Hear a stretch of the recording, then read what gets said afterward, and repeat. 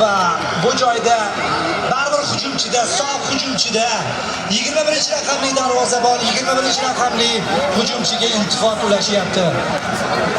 Igor o'yindagi hozir yana bir gol bo'lishi mumkin. Bizga takrorlar namoyish etilishi shart emas. To'plar Hojimatov deyapti, uzatmalar amalga oshirmoqda ikkinchi qavatdan to'plar.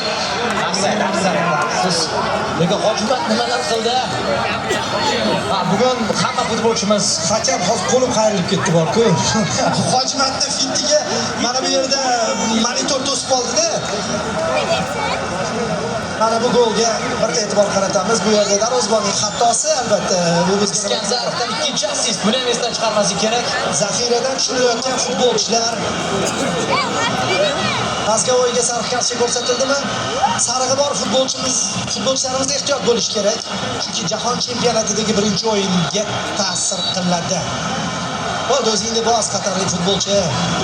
Mazgavoy sariq olibdi, kerak emas. Hozir kayfiyatni buzadigan narsalar bo'ldiga undan chiqdi va Mazgavoy menimcha hattoki o'rtani ajratayotgan paytda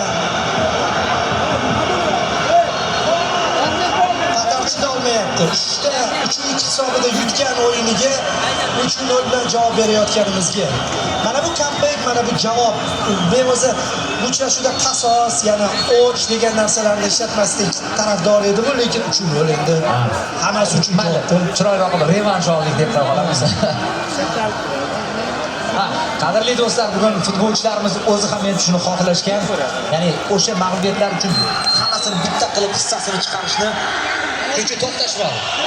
2-0dan keyin ham to'xtashgani yo'q. Shunaqa o'yinlarimiz uchun futbolimizdagi sug'ur kuni davom etaverishini tilakdoshimiz.